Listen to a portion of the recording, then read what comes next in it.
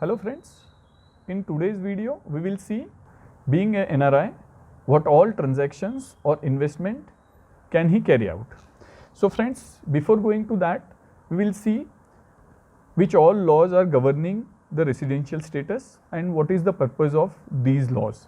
कौन कौन से लॉ है जो हमारे NRI स्टेटस को गवर्न करते हैं. एक तो है दोस्तों इनकम टैक्स एक्ट जो बहुत से लोग जानते हैं, and another is the FEMA law. The FEMA law, that is Foreign Exchange Management Act. Let's see what all the transactions are governed by these two laws.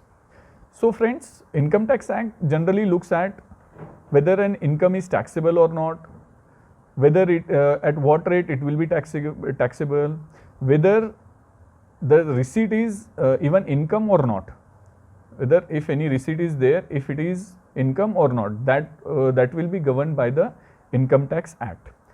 And under FEMA will govern, it is a regulatory law, it will govern your transactions, not the income. It will govern your transactions, whether you can carry out a particular transaction, you can invest in particular thing, whether you can give, whether you can do a particular transaction or real estate transaction or any other transaction. So all these things will be governed by the FEMA law. So in all, the income tax law is governing your income, the FEMA law is governing your investments or transactions.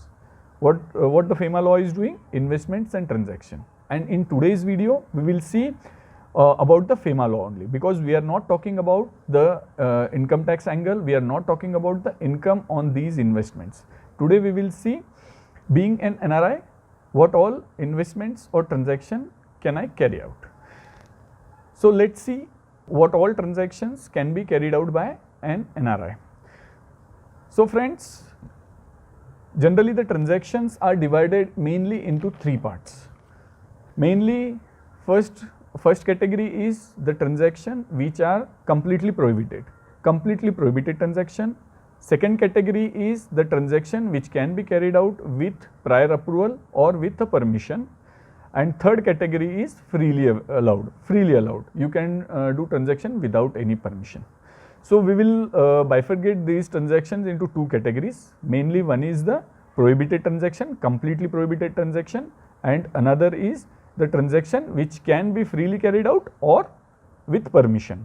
So we will not go into the what kind of permission is required for the with permission transactions. We will just see whether you are allowed to do that transaction and whether you are prohibited with the transaction.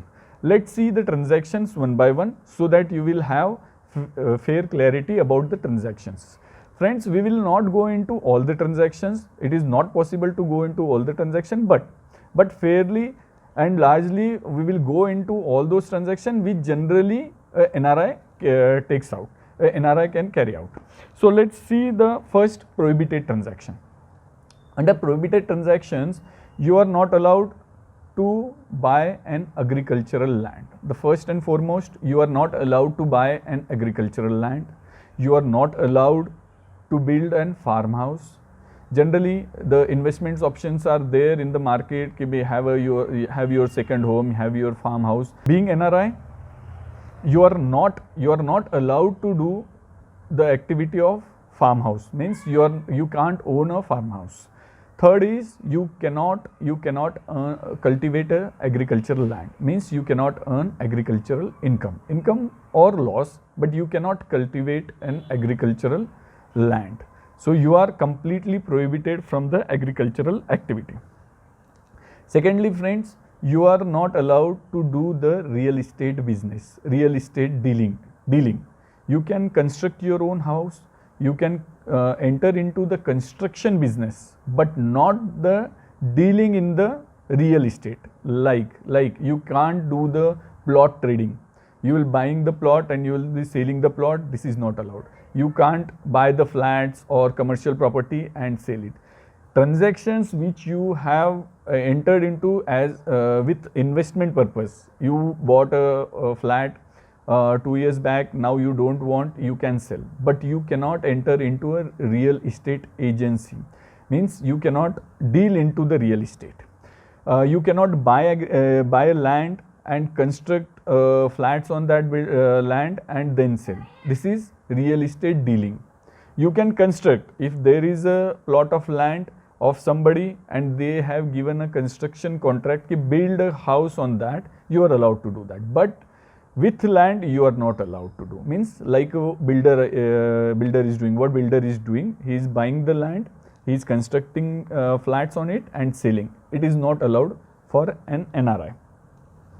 So dealing in TDR also. The TDR, most of you may be knowing कि भाई TDR for extra construction, you need to buy the TDR from corporation or anybody. So you cannot deal into TDR. You cannot deal into TDR. You cannot form a Nidhi company. Nidhi company is like banking sort of company. So you are not allowed to form a Nidhi company. So these are the activities you are completely banned. One is the agricultural purchase of agricultural land, cultivation of agricultural land, building a farmhouse, real estate dealing, TDR dealing, Nidhi company. These are the transactions you are completely banned to do. You are completely banned to do. Now let's see the permitted transactions, transactions which are permitted with approval or freely. So let's see one by one what all transaction you can carry out with permission or freely.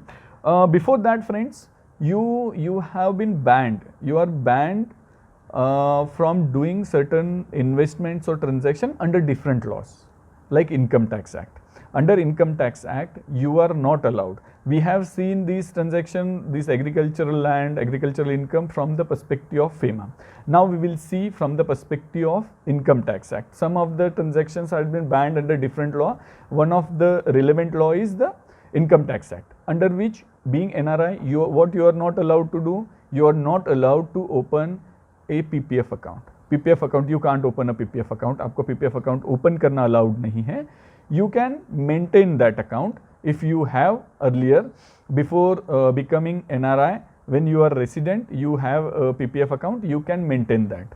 RBI earlier in last 2-3 years come out with a notification कि भाई even you can't maintain the PPF account also, but later on that notification has been withdrawn.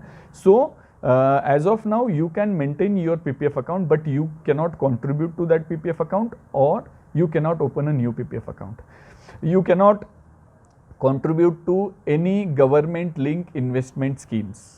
Like one is the PPF, another is NSC, National Saving Certificate, another is NPS contribution. You are not allowed to do these government linked investment scheme into, you can't invest in all these schemes. This has been banned under Income Tax Act. Another thing you can't do is you cannot avail the age based exemption. Like for senior citizen, 3 lakhs exemption, super senior citizen, 5 lakhs exemption. This is not allowed to you. This is not allowed to you. Thirdly, you are banned from taking certain deduction, like for medically challenged dependents, medical treatment expense, medically challenged, or any severe illness. If you have or your family member have any severe illness which is defined under Income Tax Act, for that purpose the government has given some standard deduction, 1 lakh, 1.5 lakhs, 1.25 lakhs. That is not allowed to an non-resident. This is only allowed to resident Indian. Another is the interest benefit, the fixed deposit interest which is allowed to only senior citizens, 80 TTB, section 80 TTB, under which the senior citizen is allowed to claim interest deduction on PPF, on fixed deposits up to 50,000 rupees, which is not allowed to non-resident senior citizen, because non-resident is banned from taking age-based deductions or exemptions. Age-based जो भी deduction exemptions है, that is not allowed to non-resident. So friends, these are the banned transactions or deductions under other laws. Now let's see the transactions one by one. So firstly, can you buy an commercial or residential property? Yes, you can buy commercial or residential property. Even you can hold which is bought earlier when you were a resident, so you are allowed to hold that. But as I said, agricultural land, plantation activity or farmhouse, you are not allowed to do. Then second is home loan deduction. Home loan deduction, interest and principal deduction on your home loan, it is allowed to you for your in your income computation. Then thirdly, renting of immobile property. You are holding immobile property here, maybe the commercial, maybe the residential. You are allowed to let it out. Even you are allowed to claim the standard deduction of 30% and interest benefit of whatever amount you are paying as an interest on loan which you borrow for this investment. So that all is allowed. Being non-resident, you are allowed to do that. You can gift, non-resident son can gift any amount to a resident father. So he can gift, non-resident son can give to a father. Even father can also gift to a non-resident, but that will be restricted up to $250,000. $250,000 because remittance is restricted up to LRS scheme. Liberalized remittance scheme के अंदर जितना भी allowed है, that only you can remit. Over and above is not allowed to remit. But a non-resident can gift anything and everything to a resident father in cash only. In cash means banking channel through. You are allowed to swap the credit card in India. Credit card transaction are allowed in India. NRI can gift. NRI is allowed to gift securities which he is holding outside India, to a resident. Foreign securities are allowed to gift to a resident by non-resident. Means non-resident Indian can gift the securities to a resident. Then a resident is allowed to inherit a property from non-resident. A non-resident father can write a will and make a resident son or any of the relative as is legal heir, and he can inherit the properties of non-resident. Most important is in securities, the foreign securities. If a resident, I am holding a foreign securities, then I am not allowed to transfer those foreign securities to another resident also. Even I can't, I am not allowed to transfer to another resident because the securities are based outside India. Those securities, foreign securities held by resident is not allowed to transfer without approval. You can transfer with approval. Without approval, you cannot transfer the non-residents, foreign securities to another resident. Resident to resident is also not allowed because the securities are foreign securities. Then next is NRE interest. NRE interest is exempt. NRE interest is exempt in the hands of non-resident only. Non-resident, whatever interest is earned on NRE account is exempt in the hands of NRI. But this NRI status is under FEMA, not under Income Tax Act.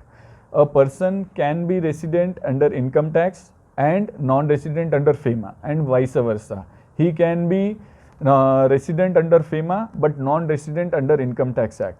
Many a times we casually and loosely we use this term interchangeably. FEMA and Income Tax Act we use very interchangeably. That's why many a times and non-resident under Income Tax Act claim this NRE interest benefit. Even under FEMA he is not non-resident. Even he is not non-resident under FEMA, but this benefit is allowed only to FEMA non-resident, not income tax non-resident. This you need to keep in mind.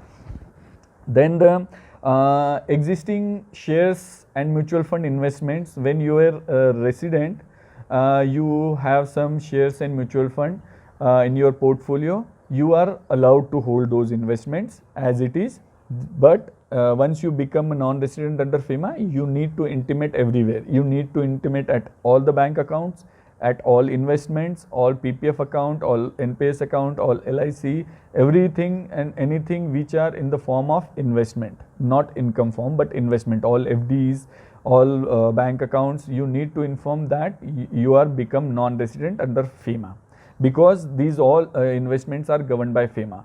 Income on these investments are governed by Income Tax Act. So once you earn the income, that will be seen by Income Tax Act. And Income Tax Act is only one status in a year, but under FEMA you can have two status in a year. Up to a date you may be resident. After that date you may be non-resident. We have made a detailed video on this FEMA and income tax residency. In earlier video we have made a detailed video. You can see from there what all criteria are there to become how you become a FEMA resident or income tax resident, FEMA non-resident, income tax non-resident. Now the new investments in shares and mutual fund. The non-resident is allowed. Non-resident is allowed under PIS, Portfolio Investment Scheme. Under PIS scheme, he is allowed. He is allowed to make new investment in shares, mutual funds. But the non-resident is banned from two transactions. One is intraday trading, and another is short selling of shares. Short selling of shares. You are not holding any shares, but you are selling to buy it at future date. So short selling and intraday is not allowed for non-resident, but you can invest in shares and mutual fund under PIS scheme. Then if you are holding NRE account, you are allowed to hold singly or jointly with another NRI only.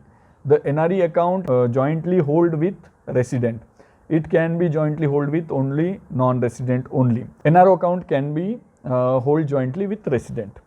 Then the NRE, the transfer from NRE is allowed to another NRE account or NRO account. There is no restriction. The funds or balance in NRE account is allowed to transfer to another NRE account or NRO account.